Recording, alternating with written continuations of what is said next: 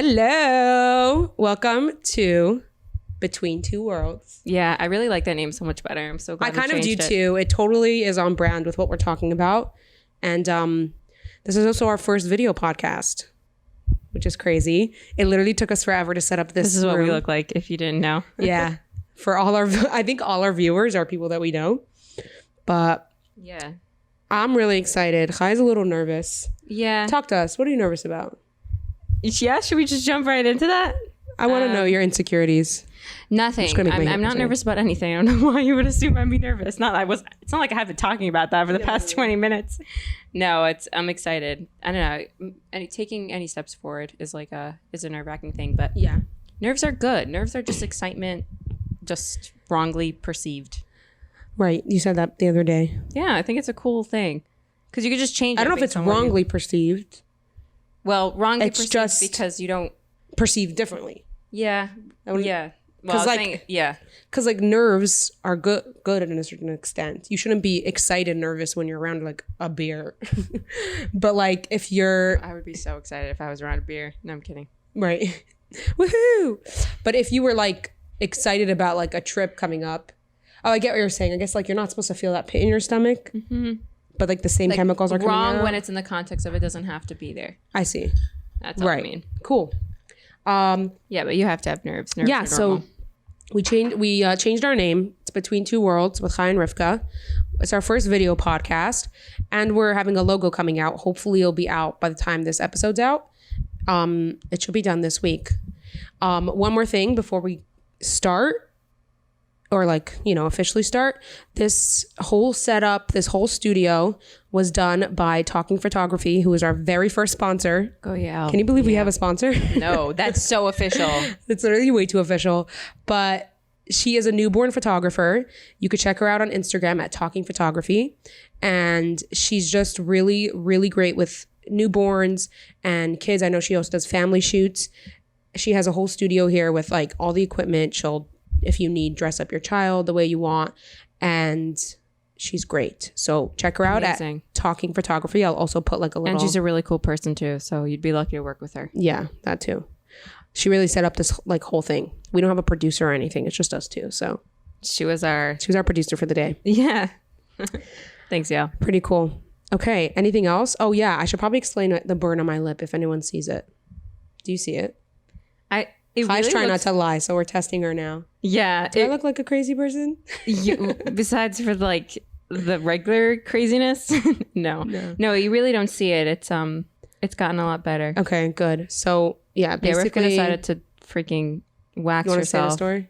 I mean, I was just I kind of was. Do you want to share it? What happened? But I don't understand. Is it because your skin is so much more dried out because of Accutane? It's not dry. It's sensitive. So basically, I'm on Accutane, and I don't know. I've actually done no research on what Accutane actually does to the body. I just know it's supposed to clear your skin. And suicide and there's side effects for emotional depression. It's just so crazy. That could be a potential side effect. I think it's a small, I don't think there's so much people who experience that because I feel they'd be more cautious about it. Maybe my dermatologist is just very careless. I don't know. But she's yeah, side effect for depression. Are you going through anything? No. Okay, let's move on. You're fine. She also is always upping my dose. She's great. She always comes in. She's all right, so should we up your dose? I'm yep, whatever's going to get me there faster. She's okay, let's do it. 80 milligrams. Let's go. Whoa. Is that how much is a normal amount of Accutane? Well, I don't know if I should say names, but my friend who went on Accutane said the most she did was 60 milligrams. And I'm on 80. Damn. And you just started too. Yeah. She was 80's nothing. We have a long way to go. She sounds like an Accutane junkie. Every time I go there, also, I'm always oh, my skin got better. She's gonna be so happy. She's wow, she's always looking at me. She's we have a long way to go. Oh man, we have to bring her on this podcast. She sounds like a riot. She's really fun. She's Indian. Nice. I don't know if she's. Yeah, I think she's Indian. She doesn't. I think her parents are Indian. I don't think she's from India, but all the people in her office are also Indian. And yeah, I don't know why I felt I needed to share that. But yeah. It just kind of it's a nice mental picture, I guess now. I kind of see even though she could totally not be the way I'm envisioning, you know? Yeah, yeah. Which is kind of stereotypical. What are those pretty long, saris? Is that what they're called? Yeah. But it comes to Rivka. It's literally so racist. We've got to up your dose. It reminds me of like the Jewish offices where like all the nurses, like in our Jewish office, like doctor office here in Brooklyn, all the nurses, all the doctors, all the PAs, whatever, they're all the secretaries are all Jewish. So kind of is probably the same type of thing. It's like practice. So basically I decided to wax even though my skin is really sensitive, and that just like literally ripped my skin right off. Mm-hmm. I was there when you did it fresh also. It was right before a whole party that we were going to, an engagement party, and I was like dressing up and everything, and it's like I'm all dressed up with makeup and I have this like red mustache. Like, great. I don't know who's calling me. Yeah. And Chai was with me and I was literally dying. No, because I understand how painful those are too. Oh my God. The first time I ever got waxed was I went to this like place in Five Towns to get my eyebrows waxed, and they completely burnt. First of all, they took off like most of my eyebrow, which I was like, okay, like they were supposed to shape it, and they just took off like so much of it. And then it was also Did you get a refund? This, like, no, because back then I was just like, you know, when you like don't want to make confrontation. I was probably probably in 9th grade or something. Oh, okay. Yeah, totally. Do you know what I mean? Yeah. You're like crying through your tears. You're like, no, it's fine. Yeah. I like the haircut or whatever. Like when my mother or my father would always be like, go to the store and tell them that they delivered the wrong thing. And be like, how? And like literally like so bad. Yeah. It's crazy that like now, because there was a part of me that was like, I'm going to tell you a story after this. I'm so excited to hear it. There's a part of me that when I was younger, I would think about how people could feel so removed from like caring about what people thought that they would just be angry in public or like yell or like right. Do you know what I mean? You're like crazy. They're so involved in like whatever emotional state they are that they could just express it wherever they are. Like in the store, if someone's bothering them, just like stop it. Do you know what I mean? I was like, that is crazy to me. But now it's not so crazy to me. Do you know what I mean? Like it was similar to what I was saying before, because now that you would do that, you kind of see it from another person's view. And it's the same exact thing I was saying before about like giving criticisms to other people. I feel like the more that you can accept criticisms, the more you can give it in a constructive way. Obviously, I'm not saying that you should go around criticizing people, but I think telling the truth is really important, especially to your close friends and like people like who actually like value your opinion. And so I think it's hard to give criticisms when you thinking about getting that criticism back just like makes you like, but the more you can accept the criticism, the more you can give it in an honest way. Yeah.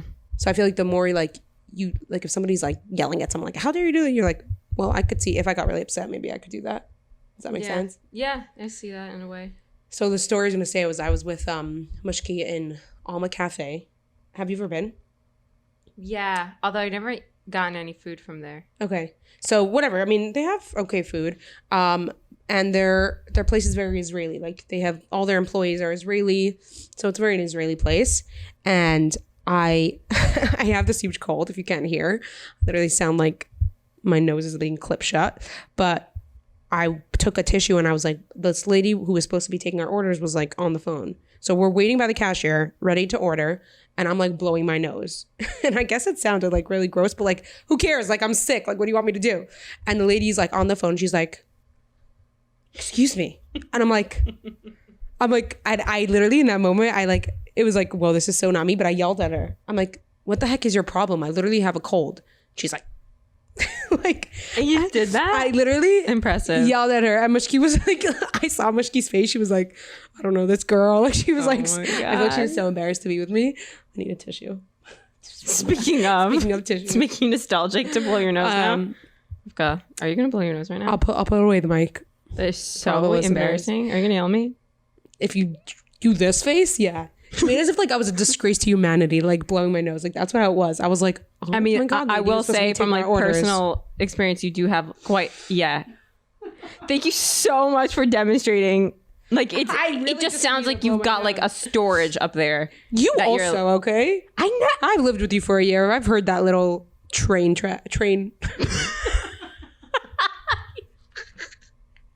That little train. The train? The honk. I don't know. What is it? Like, what would you describe it with? Like, all of it just coming out in the tissue. Like a tornado? Okay, I've heard that tornado. Okay. That hurricane. It does. Okay. The monsoon. Talking about India. This is a good We're connection. so culturally... We're so funny. We could be comedians. No, but honestly, Rivka, I'm impressed that you had the audacity to like respond. I really am impressed too. And I really walked out of there feeling like a new woman. Like I've never done that before. Actually, once before. Maybe that's why so many people do it. Do you know what I mean? Because it's like they get a surge of like excitement every time. No, like in the moment, I wasn't doing it because of that. I was really, really like, who the heck does this woman think she is telling me not to blow my nose when you're supposed to be taking our orders? We're waiting here. You know, well, maybe we're also in a time when like, you know, sickness is people are nervous about COVID and things like that. So maybe she was like thinking about that, you being sick in her store. Maybe. I don't want to recontextualize your whole experience right now. Yeah. I'm like, saying. Shoot, now I feel bad. No. Oh, wait. No, she was fine. What? I'm like trying to place myself in both shoes right now. Like, would I have the audacity? I don't know. But even if she did want to tell me, like, she'd be like, okay, can you please step back? Like, was she Israeli? Yeah, that's what I'm trying to explain the context of the situation. She also probably like didn't give an F when you were like, shut up. Yeah, exactly. She probably thought I was Israeli too. I'm like, what the heck is your problem? She's probably like, oh, my sister. Oh, do I know you? She's probably asking you like, oh my God, I blow my nose the same way. Meanwhile, I'm like pissed at this lady. Yeah. No, I mean, I just like walked away. I mean, no, she just walked away. Like after I'm like, what the heck is your problem? She just walked away because she was on the phone. Right, I think that's probably why she was telling you to shut up. Literally. Like, messing up her conversation with her mama back in Israel. Yeah, so that was something that I confronted someone. Nice. Anyways. I mean, in other news for like when it actually is an accomplishment. It is an accomplishment for agreeable people, which I think I am, but I don't think you are so much. I actually don't really know where I stand on that. Like there are some times where I'm really agreeable. Actually, I'm not. I don't think I'm agreeable. No, I don't think I think sometimes I'm intimidated by people. So like maybe I'll be as like agreeable. But once I'm comfortable, I think I have pretty stubborn. You'll ask my family. They think I'm like the most stubborn person on planet Earth. Actually, I don't know if they think that. Maybe my mother only thinks that. I think that. No, I don't. I think you're pretty stubborn, but I think it's more about you being willing to speak your mind and like overgoing people's like likeness, a perception of you to like actually say what you think or what you feel in the moment. Right. So like for me, that's a big obstacle because I don't want to cause conflict. Like conflict avoidance is like the main thing for someone who's agreeable. One of the main things. So I would say you're definitely more disagreeable. So anything to me where it's like, oh yeah, I actually accomplished doing something that like I feel versus like just hoping that they like me. You know what I mean? That's an accomplishment for me. And that happened with me this week too, with like, I turned down this like internship that I was going to get, which generally I would probably want to do it through email or through like, but it was literally in the moment on the Zoom. She's like, so would you want to come in and, you know, see what the space is like? And I knew from the interview that I was not going to spend my time doing this just because it wasn't. It's not in line with what you want to do. Yeah. Yeah. And I was literally shaking in my boots. Like I didn't know how to like, my sentence structures were like all spazzed out. I was just like, so like, I didn't know if it was my fault that I sent my resume to this one. And like, she's like, what's your freaking point? I'm like, I don't want to do this.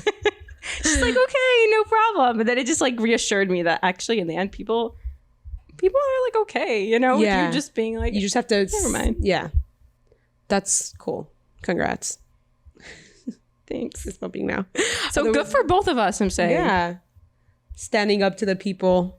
I'll reach your level of anger. I'll reach it. I was like angry. Yeah. But it was also in a way where like I didn't harbor any feelings. So that was also pretty cool. It's not like I sat there and being like, oh, I can't believe. Like I was like, nice. I told this person off. Good for me.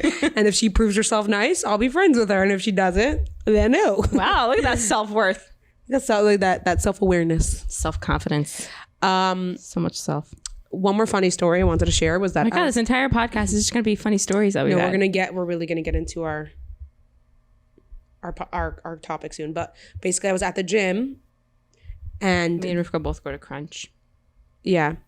And there were, you know how their water fountain has been like out of water? Yeah, the one upstairs. Oh, so the one downstairs. Well, not the first floor, not the one you walk in. It's so not important. Yeah, the one that right you walk downstairs in. by the locker rooms is okay. Yeah. Okay, yeah. So the one that you like walk in, like that first floor, the things are out of order. So, and I always drink from the water fountain. And so I was like, but the ones where like everyone fills up the water bottle wasn't broken. So I wanted to go up to the guy and ask for a cup. But I don't know why, like, I feel like when you listen to music and you're listening to booming loud music, you're in one space. And then to like take out your headphone and start speaking to someone, like you have to like transition. You need like a waiting period a little bit. But I did it too quickly and I messed up a little bit. I took out my headphone and I'm like, do you by happen have any chance? And I'm like, wait. The guy, if I could describe like the confusion on his face, it was so funny. Do you by chance have a happen? And I'm like, wait. I totally do. Thanks for asking. Yeah, I totally do have a happen. I was like, do you happen to have a? Do you wait? This was like this. Was like this. No, now I'm like getting confused. Do you? How is it now? Do you by any chance? Do you by any chance happen to have a cup? That's what I meant to say. Right. Yeah. Oh, it was really funny. I was like, did you get the cup? Yeah, he gave me a red Solo cup. I felt like I was like in a party. I was really just drinking water. So funny. Anything else any other stories before we get into it? None that I can think about the top of my mind. All right. I mean, I started my production class. So I've been workshopping this script like I've told you about for so long. Because I'm a film major and I'm trying to like, my goals are, not my goals, but like I want to be in film. And we're finally putting the script that I worked on with this girl in college into production. So it's so exciting. And like I was working with this director, her name was Sally, and it just like there's so many things that go wrong in like the first few minutes. One of our actors that we casted just like told us he doesn't have access to campus and he can't act, and we have to like go find a different actor. It's just like, whoa, that's so cool. How did you do? Like, how was the whole casting process? It was really cool. We have an email, and all the actors who were interested, we put out like, you know, ads and things like that, and Instagram, and people responded. We auditioned people via Zoom. None of it was in person. Wow. Okay. Yeah. So now, did you meet them yet? Not in person, but I've met all of them over Zoom. Yeah. Okay, cool. That's so awesome. So when are you starting? It started. That's what I'm saying. It started this past week. But no, like when are you starting to film? We're starting to film next week. And what's your job? Your job is like producer? I'm first AD, which is first assistant director. Sounds like first aid. First assistant director. I think that's what it's called. Who's the director? Your teacher? Sally. Yeah, she's a professor. Sally. She's also a real director. She's nice. Wow. Yeah, cool, huh? Very cool. Yeah. I'm so excited to like hear more about it. Keep us updated. Yeah. Okay. Do you want to introduce the topic? For sure. For shizzle my nizzle. Faux show. Faux show. When you're ready. What are you looking at me for? I thought you were gonna go on with the introduction. I asked, do you want to introduce the topic? Okay, so the topic we're talking about today is women in women and religion, really, but mostly about us, women in our religion. So I thought it would be good to just introduce, like, let's say the biblical stances, and then Is this your style? Yeah, looks cute. One second, look at me. Just like, there's like a random curl, so maybe put it in the back. Okay. Yeah, continue. What? It was cute. So mainly this topic is about like, I guess, feminine and masculine roles and how we feel affected by, I guess, the cultural perception of them, and what it feels like to maybe break a little bit out of those molds. If we feel like there's molds, if we ever felt, held back by certain perceptions from what we're supposed to be as a woman, or what we're supposed to do as a woman, what we're supposed to do with our life. But first and foremost, obviously, there is a distinction in the Torah between a man and a woman. It says it clearly that the man is the breadwinner. He works hard. He brings home basically all the money and provides. He's like the provider. And the woman is the receiver, and she is the childbearer. So there is clearly a distinction between a woman and a man in the Torah. So it's a good starting point, honestly, because that's like a hard, right. That's like a hard, like, fact, I guess you could say. Yeah, it is a fact. Although I think the way people interpret it it varies a lot.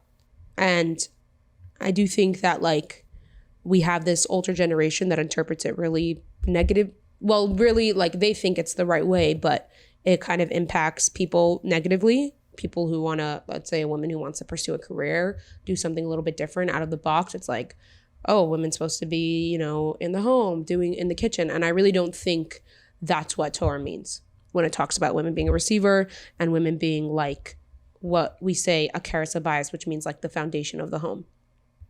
That you have to really like delve deep into. Like even if we don't, even if we ignore the Torah stance, like biologically, how are men and women different? Because we know there are differences between men and women.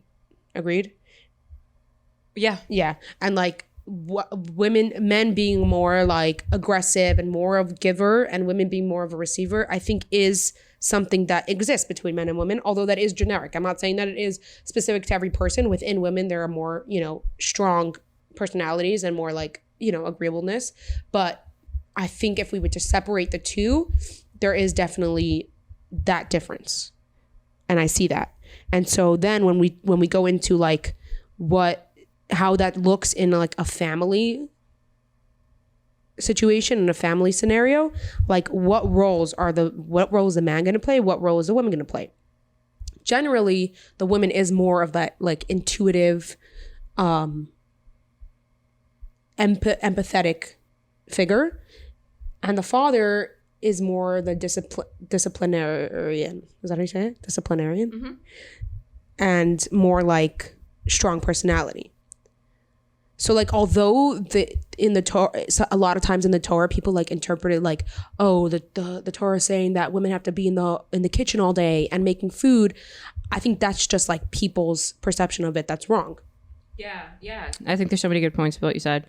And I wanted to make it clear about, let's say, the biblical stance, which makes a clear distinction between a man and woman, and that there are different roles that we play, and that is a real thing, especially now in our culture when, you know, gender itself is constantly being redefined, and, you know, feminism and masculinity, and if there is such a thing as a woman and if there is such a thing as a man, is always it's being in question. Literally, the lines are being so blurred. It's like, it's nuts. Yeah, or not, in my opinion, I don't know, but it's new for sure, but yeah.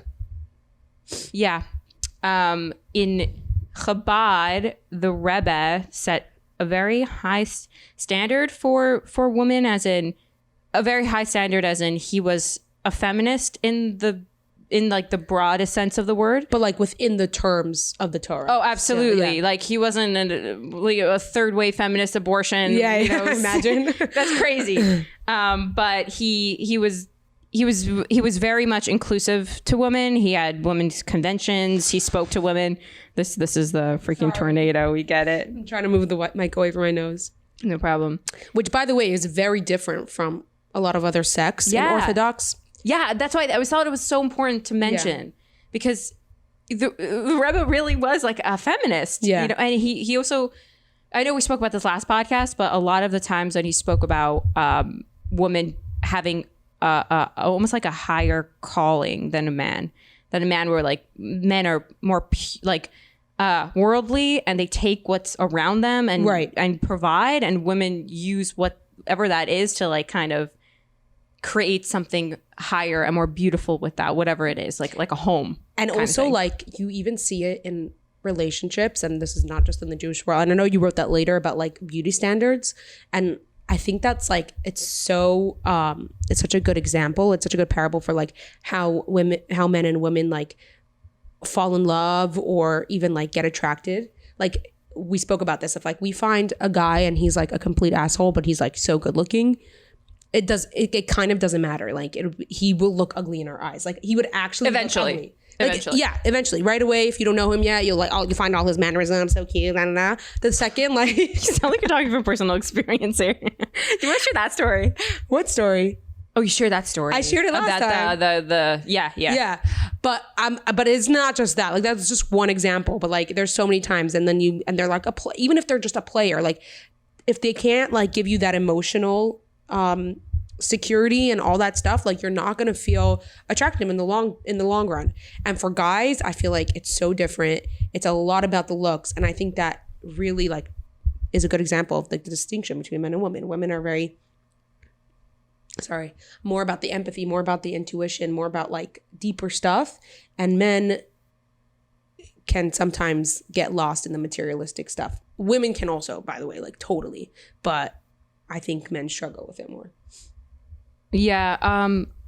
I don't see how I can argue with you, but it's hard obviously to like agree with generalizations because I can hear so many like men who, if men are listening to this, being like, that's just like not fair. You know, which is like true. By the way, we don't know. I'm not going to discount like nurture either. Like I think nurture is a big thing too, where if you're growing up in a healthy family, or it could be their nature too. You know, some you know, there are plenty of guys that are just super in tuned to. I think if you're growing up in like the worldly, like just like normal, like you're hitting on girls and stuff, like if a guy finds, oh my God, I'm picking my lip. If a guy finds like a really hot girl, I don't think like her giving him emotional security or being like a nice person will right away be like a priority. You know what I'm saying? If we're talking about immature guys, probably no. We're talking about boys more than we're talking about guys. Even guys. Yeah. This is my perception of things, but like I don't know. Obviously, like you hope as a guy grows older, they get more mature and they want to settle down, they're gonna find someone who's good for them. But like I still think looks are like a really big priority. As for with women, we can be attracted to someone who's not like objectively good looking. Yeah. Yeah. All this to say that there are definitely distinctions. Yeah. Between men and women. I find that to be true, and I actually think that's just like a truth, like an objective truth. We agree. Yeah. Oh my God, it's amazing. Okay. But I wanted to really talk about if you ever felt this dichotomy that we run into a lot in our education. Actually, like I'm calling up conversations from the past in high school, from teachers, from talks that I remember about this dichotomy between career and building a family. Yeah. And I think it's so, if this podcast does anything, I hope it's this. I hope it's breaking down these barriers that we so arbitrarily set up for young women in how their life should run. And it's so interesting that everyone says it in the Rebbe's name, but really I don't think that's what the Rebbe ever wanted to pass on the message. And by the way, I wanted to just describe who the Rebbe is if you totally are a secular person listening to this. The Rebbe is someone, it stands for like the head of the Jewish people, but he started basically the sect of like, let me start again. He moved to America and started a community in Brooklyn in Crown Heights, and we're called Chabad, which for us to break that down will take like a whole nother podcast. But basically we're a type of Orthodox Jewish people, and but we do have very different ideas from a lot of Orthodox people, a little bit more open-minded, sometimes a little bit more strict on things. And the Rebbe was basically the rabbi who leaded this whole thing. So people would go see him, people would go for blessings, people would go for questions. He also gave a lot of discourses and speeches about different ideas in Torah and interpreting them in different ways, in very practical ways. That's the whole idea of Chabad, to be very practical. Anyway, so he did speak a lot about the women's role in Judaism. And I actually spoke to my father, who's a shliach. So he was basically, in Chabad there's this mission for many married couples to go out into different areas of the world and set up synagogues there and bring the Jewish life closer to Torah by teaching them about the different things, setting up like a shul, a place of prayer and things like that. So my father is a shliach, Christian side, and he was telling me that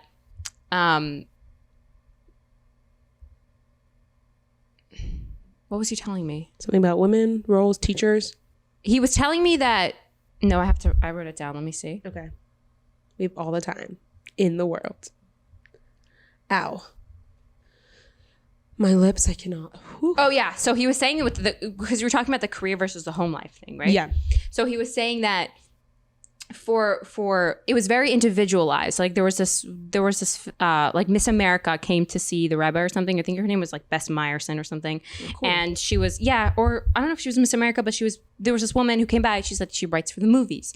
And the Rebbe said, okay, I hope you use your influence around you to like influence the Jewish people, like, to influence people who are Jewish around you to like go, dig deeper into like their heritage and things like that. So the Rebbe, it was just a very individualized thing where people were, if women came to the Rebbe asking like, what should they do if this is like something that they were like facing, which path should they take?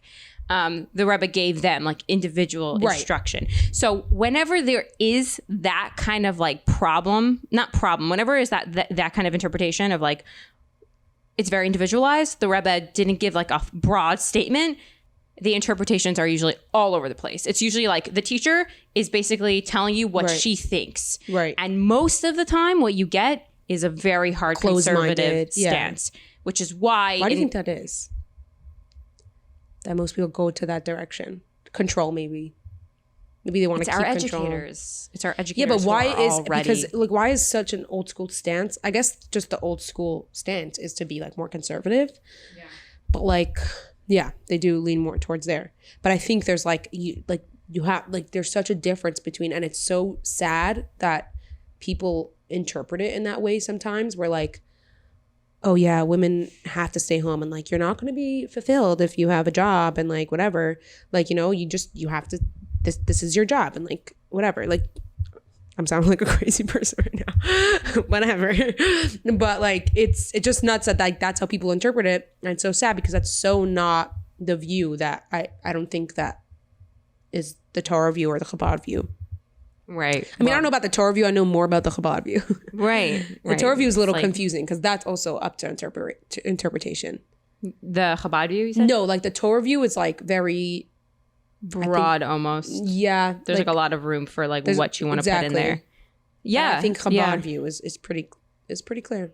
Yeah. The Chabad, what the Rebbe emphasized about women in general is that our strength comes from our ability to like rebuild the next generation. Right.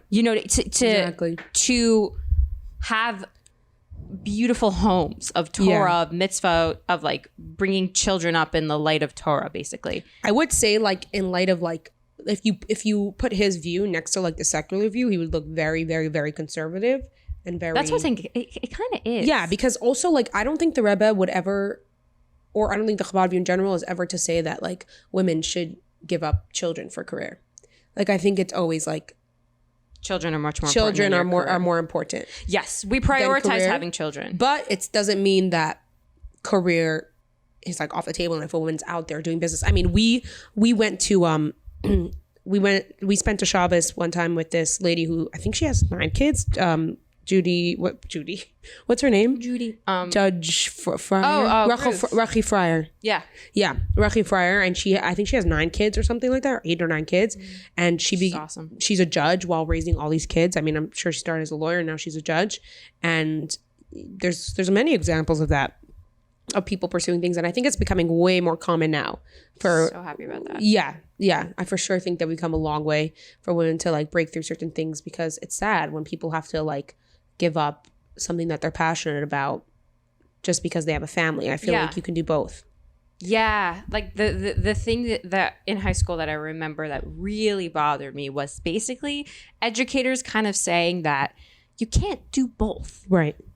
There's no way, right? So if you ever wanted to become a nurse, if you ever wanted to be a PA, if you wanted to do like these kind of almost like these jobs that you could fit in around your home that you're building, your kids, your marriage, and things that you should be prioritizing based on like the Chabad values, based on like what we've already established is probably the most important thing for a woman to do based on like, for the Chabad view, which is, have children, bring up a family. So any kind of career that fits in like the crevices of that is okay.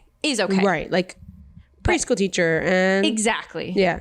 A shlucha, which is also crazy because any shlucha you meet is like inundated with an insane amount of work that like they're doing like an impossible job both being a mom and a shilcha at the same time. So it's like this dichotomy that's set up bothers me so much because it's mostly these creative works. It's mostly like pursuing something that really requires a lot of dedication, maybe becoming a full-time doctor, maybe, you know, I don't know, maybe wanting to be a writer. I don't know, maybe doing anything that like people are like not so aware could be something. Yeah. Then they're like, it's like, wait.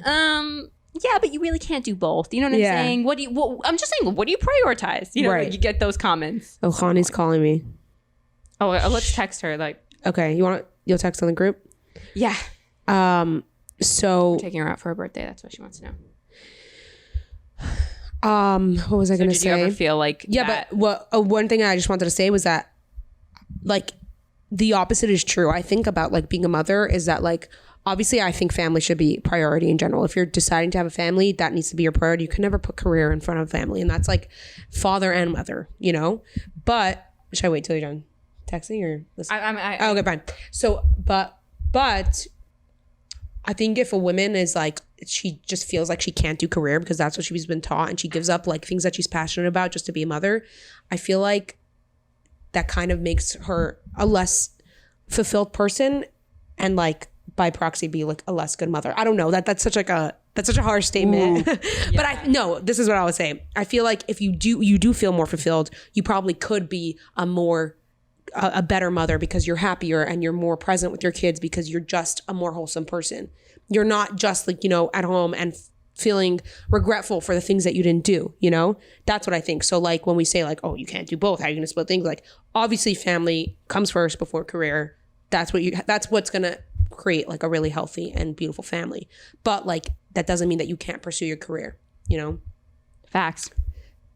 I completely agree with you, but it's not enough tension. Like we have to fight right now. I know we're agreeing on everything. This is crazy. Although I will say this, it might stray a little bit, but it's a little bit more sinister. This kind of like prioritization of family and marriage and children, which is, I understand how important it is, and I understand how important the Rebbe made it or emphasized it. But at the same time, like look at it from our perspective, right? We're young girls. We just get out of seminary, high school sometimes. And the main thing, the next stage that's like inculcated into our brains or into our like system of belief is marriage. Right. Is getting to that goal, which is, and you feel this pressure. You feel like time is being wasted, or you feel like there's not enough guys, or like the shidduch system is like not in your favor, right? Like you have all of these things there. I didn't have a crazy pressure right out of seminary. Should we explain every single like thing that was like unfamiliar to like seminary? Is just a year we spend learning like basically Torah topics.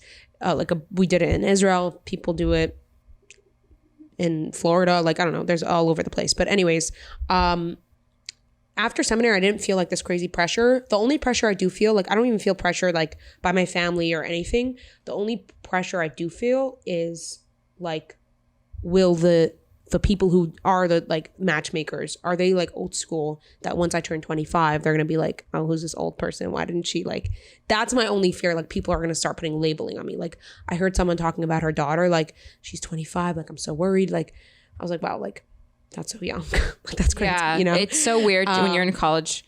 I think I'm so old, and I think it's probably because I'm growing up in like our culture that thinks of a 23-year-old as someone who's kind of like a senior kala. Yeah, literally. Like she was 24 and she got married. Thank God, it was a miracle. Literally miracle. Can you imagine like a 30-year-old when a 30-year-old gets engaged? It's like tears of joy are in every old person's eyes. They can't even imagine that happened. It's so funny. But just to finish the thought is that because we prioritize it so much, and because we kind of build our entire like, I don't know, almost like as if like we're like being ripened for that moment, which is because we prioritize family so much and having children, there is a fallout, and that fallout is like individual what's the word? Exploration, and trying to figure out what it is that you want to dedicate to your life in almost like in a career sense. Yeah. Because what ends up happening is that you become a mom as like a full-time job, or like that's and okay, but for some people,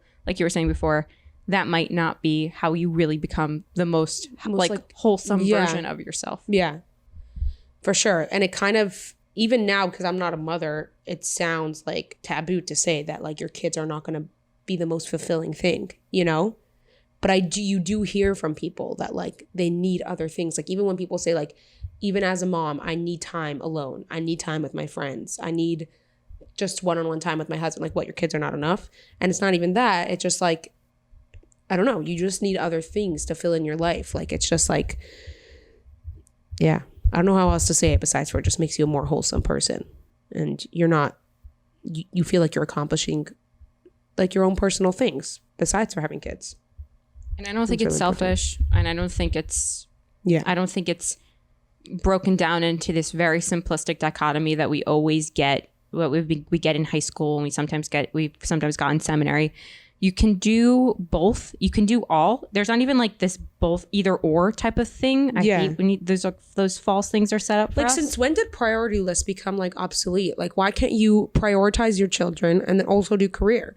Like, we do that all the time, especially as women. We're so good at multitasking. Like, we do that all the time. We have our career. We have our times that we do our job, times that we dedicate to hanging out with friends, times that we dedicate to like, I don't know, therapy. Like we do so many things at one time. Like this can be part of the list that we do. And it bothers me so much because what happens is you kind of get these almost like jaded, or almost these jaded older educators who are kind of like, I'm talking from experience here. You know, you can't really, let's say, become a full-time lawyer and do a mom at the same time. You could. It's not for everyone. Maybe you're that one exception, right? You'll always get a teacher's like, maybe you're the exception, but for the most part, it's not so plausible. And so it's this overemphasis on discouragement to like not even pursue something because it's just so impractical. When at the same time, they think they're talking from this like perspective of realism and experience, when how much do they actually know about the process of becoming a lawyer? How much do they know about moms who have actually become a lawyer and do both? Yeah. And also don't feel like they're going to be overwhelmed, like breaking down because of just how much they have on their plate. Do you know what I mean? Like how much experience do they actually have in telling you this opinion besides for like what they think the Rebbe wants from us? Right. It has to be basically just really broken down. And I fear that, you know, when you're a young girl, you don't think so like large like that. You don't. Right. Especially when you're like 19. I mean, I think it's changing now. I think things are getting like better in that way. I think we're progressing where people like, it used to be people got married at 18, 19. Now it's like 21, 22. Still young, but I'm just saying like. Both senior. It's point, I don't know if it's going to happen for us. I don't know. I'm 22 by the way, so I'm still young. Don't leave me in the dark. Nice. It's so nice being the youngest one. I'm the youngest one of all my friends. It's the best. When everyone's like crying about being old, I'm like, oh, I'm still 22.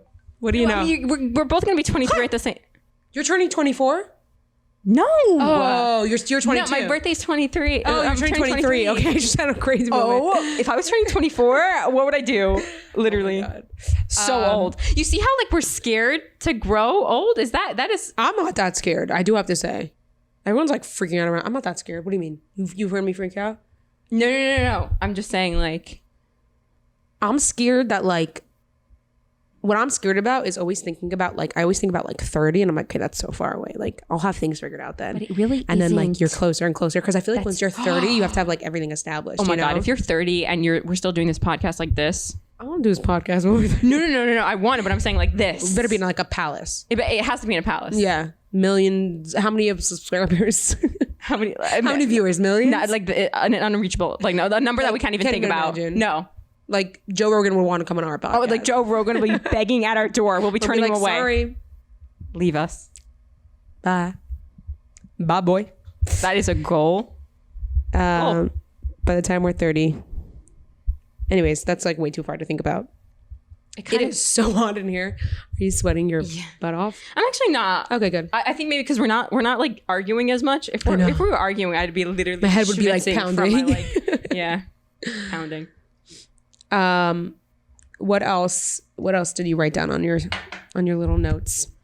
You wrote about beauty standards. Beauty standards, yeah. So what did you want to say about that? I wrote a little thing, but I would love to hear. Go ahead. Oh, I didn't write like a poem or anything. I just wrote my thoughts. But all I was thinking is, I was saying, I kind of said this before, but like how kind of in general women have this unfair advantage because like women do have to uphold a more beauty standard because men expect that from women. And I really think that like if men didn't care how women looked, we wouldn't be as into makeup. We wouldn't be as into wearing heels. Like, why the heck do we wear heels? It's literally torture. My brother-in-law always says that. He's like, I don't understand why women torture themselves with heels. But I'm like, you don't understand. Like when you're like a singer bachelorette, like you have to, you are thinking about, oh, I'm going to this like somebody's engagement party or somebody's Shabbos meal. There's gotta be there. I have to look like the best, you know? But I mean, this is also in the secular world. That you go to a club, the women, are you kidding me? Like the difference between how the women and men are dressed. Women have to be wearing like heels and makeup and their hair has to be blown out and like nice dresses. And men, okay, they can't wear like a sweatshirt, but they could wear a t-shirt with like nice pants, flat shoes. So I just think in general, women are at a disadvantage just naturally when it comes to that thing. So I think beauty standard, just like an unfortunate way of life. I don't know. Like, I don't know if there's anything we can really do about it. Yeah. Just it really sucks for the most part because I think like you said, we said women are more, I guess, emotional and like in tune to like the way people are perceiving them, I guess, or like the intuitions of people. And it just, I don't know a single girl who doesn't struggle with her like self-worth, her self-perception, how she feels she looks. Right. It's insane. Crazy. That's an epidemic. If there's not one person that you know that like doesn't feel good about themselves, and it literally happens wrong as a society. Most beautiful people, like you see like such a pretty person, she's everyone like, and she's like stressing, like, and you're like, how, you know? Everyone. It's crazy. It's crazy. And like when you realize that, you realize like there's probably things in place that are allowing this to happen. Yeah, you think it's a societal thing? Oh, absolutely. I think it's an evolutionary thing or like both. Oh, for sure. Yeah, it's definitely an evolutionary thing for sure. Like, I just think it's also in our DNA, just the way we're biologically made. Like men just... They just prettiest. Yeah, they just will be attracted more to the prettiest monkey. Like, so messed up. Women will be more attracted to, for men, any man listening to here, just be a nice guy, generous. I mean, I think we're being mean. Not mean, but we're being super general. I mean, I think most men at the end of the day, no matter how hot or how pretty you are, if you're shallow and you're not the kind of woman that they can see building a life with, they won't build a life with you. And if a woman can see building a life with you, even though you're an asshole, then she's got problems. That's my take on it. Heard. Yeah. Well, let's more Johnny on Amber Heard. Like, Johnny should have seen that come. Oh my God. The trial came out. Oh yeah. I know. Crazy. It's crazy. And she's doubling down. Did you see her Instagram post? What do you mean she's doubling down? Well, meaning she's like saying how like, I can't believe this is like a setback for women. Oh yeah. Playing that card. Yeah. And you want to hear something so weird? Her Instagram, she limits comments. So only like 2 people could comment on her thing. Oh yeah, TikTok does that sometimes. Isn't that weird? So strange of her? Like she allows like 2 comments through the whole. She literally has 5 comments on her whole like message about the. And they're probably like, Amber, we love you. No, literally, they're all like, love you. We're on your side. My heart hurts for you. Who is on her side? Like, can you publicly be on her side? Well, these are all the people that she has allowed to comment. So clearly, like her family, the same amount of people that are supporting this podcast. I'm joking. We have a lot of viewers. Tons. Should I read what she said? The disappointment I feel today is beyond words. I'm heartbroken that the mountain of evidence, the fact that you pooped on the bed, still was not enough to stand up to the disproportionate, I don't know why it's such a hard time saying that, power, influence, and sway of my ex-husband. I'm even more disappointed with what this verdict means for other women. It's a setback. It's expect the clock to a time when a woman who spoke or she spoke the whole thing. Anyways, at the end, she said, I'm sad I lost this case, but I'm sadder still that I seem to have lost a right I thought I had as an American to speak freely and openly. Listen. You lost it when you defecated. You didn't lose with grace. In someone's bed. Honestly, just own up to you're crazy at this point. It just like, it kind of is so cool that like, wow, like I think this is a breakthrough. Like we can really see through people's lies. That's great. Listen, I was losing faith in humanity a little bit there, you know? Really? If she would have won, I would have been like, wow. Like I would have. It happens all the time, by the way. That what? With the justice system, people not getting the proper verdict. That it's just it, but it's like due process, you know? Right. Everybody getting a chance, and sometimes like the whole O.J. Simpson is a great example, or like the Hernandez brothers. Have you ever heard of them? No. Get ready. Ready. Okay, so there are these two brothers that apparently they were massively abused, like in the most inhumane, disgusting ways by really both their parents, mostly perpetrated by their father, and they ended up murdering their parents. Oh wow. Yeah. They like shot them to death. The boys' trial, they say when they were in court, they basically said that they thought their parents were going to kill them at that day, because one of the brothers basically told the other brother who wasn't living at home anymore that the father was still molesting him, and the other brother didn't know, and the father came to one of the brothers, I think his name, the younger brother was Lyle, saying, why did you tell him? Why'd you tell him? So like there was like a climax that day, and so the brothers came back and like they really thought they were gonna get killed by the parents. Oh my god. Yeah. So they just shot, like they say that something like incited it. They thought the parents were coming through the door and they thought they had like guns, and they just like started shooting, whatever. And they were both sentenced to life and they had prison. A jury and everything. Yeah, this was like back in and they're still in prison. 90 something. Oh yeah. Where are they now?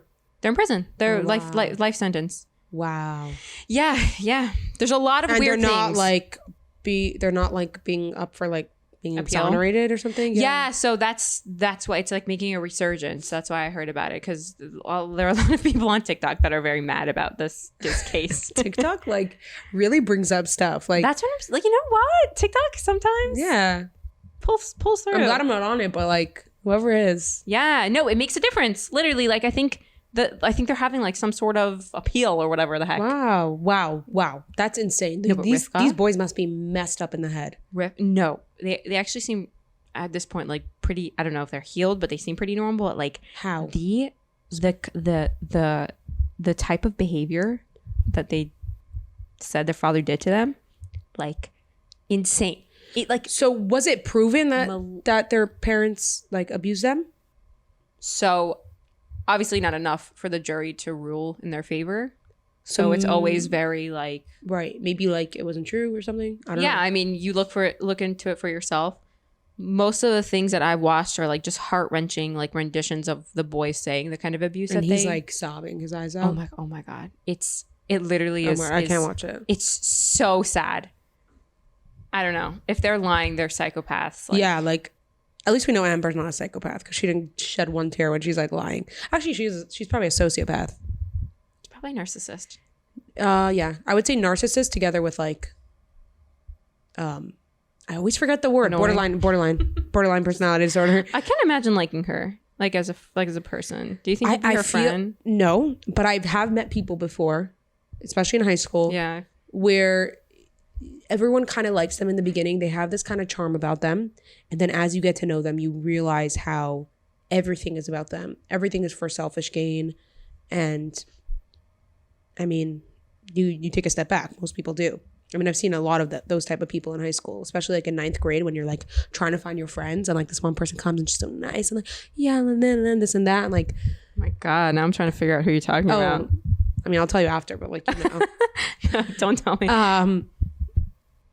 Yeah, I feel like she's that type of person. Who's probably charming, especially since she's so beautiful, or she was. I don't know. I don't find her that beautiful now. We'd have to get like a guy's perspective if she's still pretty, because I really think that girls have this thing where like if somebody's like psycho, like you don't find them pretty anymore.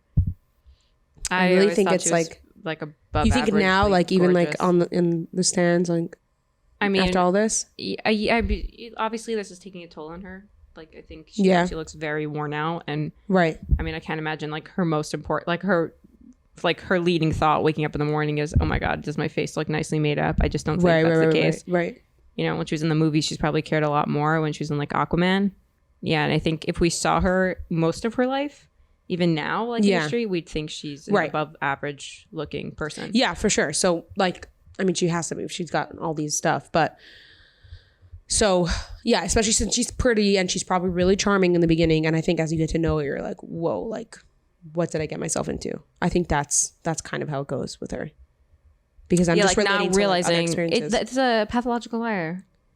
Like someone who just like lies without realizing that there's consequence, and then like only when they're in the fire storm of the lies that they created, they're just like, what? How am I here? Then it's like, you just lied your way. You just like, you carved this path. Oh my God.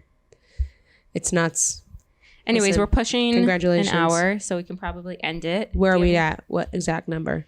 55 minutes.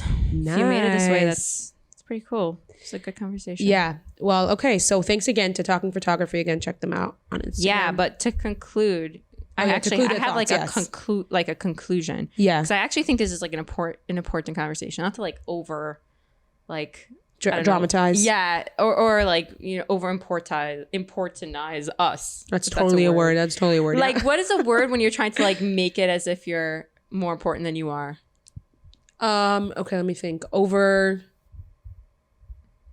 I don't know. Yeah. Well, you get the basic point, right? Well, because you just described it. Not to do that, but I actually think that like if you are a young, even like I'm young. I'm talking about like you're in this in between, right? In between two worlds.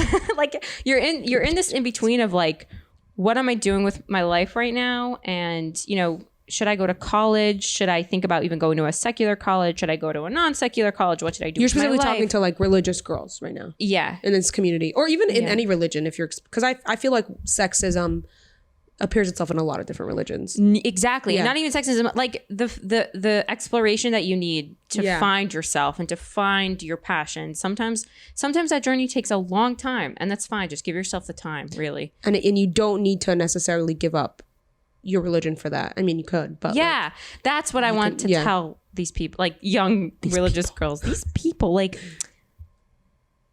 these kind of thought, like these kind of beliefs that you have, if they're influenced by the education that you had, if they're influenced by what you believe of like, you can't do both, you can't have this period of self-exploration, you have to get married, you have to start having babies, like give yourself some time, really delve deep and think about what you want for your life. Think about what would make you happy sitting in your home, whatever it looks like literally 50 years down the road. And if it is surrounded by a beautiful family of children, grandchildren, and, and I would hope that really is like a goal for most people, because that's like a beautiful image to have, then credence to you. But a lot of us want to dedicate our life to a personal passion or dream that we have. And you have all the right to figure that out and go on whatever road and path that leads you or takes you to. Yeah. And if you're from the older generation, I don't know if there's going to be any cure to like let me finish my sentence. They don't have their dreams. No. To the fact that like there's such a separation between older and younger generation. I feel like when we're older, we're going to have such a separation with our kids. Hopefully not, but there's just always something that the older generation doesn't understand about the younger. It's just a cycle. I think that happens. But I think like there are other ways than just like the old conservative way of doing things. Like you can explore yourself to new things and understand the younger way. I mean, and not to any extremes. Like me, myself, I'm not like a liberal or social justice warrior by like any stretch of the imagination. Neither is Chaya. So like, we're not even talking about that extreme, but just a little progression. And I think I do have to say, I think we have progressed a long way. I think now people are definitely being more accepting of that. And yeah, totally agree. Cool. We agreed on everything. This doesn't happen a lot, so don't like. I really, this. I thought I was expecting you to give some pushback on my thoughts, but I'm glad. No, men and women don't exist. It's just one big humankind. Yeah. Now we're gonna start the argument. Hour in. All right. Well, thanks for listening, everybody. Yeah, you can check us out on YouTube. We're so excited to start this video thing, and we actually have a couple exciting ideas in store. Firstly, we might do like a series on the Enneagram if you're interested in that. And secondly, because this idea is so important to us, about like young women kind of breaking the barriers or molds that sometimes we feel, we will be like interviewing and looking for people who are kind of leading. Yeah. We already have 2 interviews set up. So we're really excited about that. That's going to be like over the next few weeks. And stay tuned. Yeah. All right. Bye. Bye.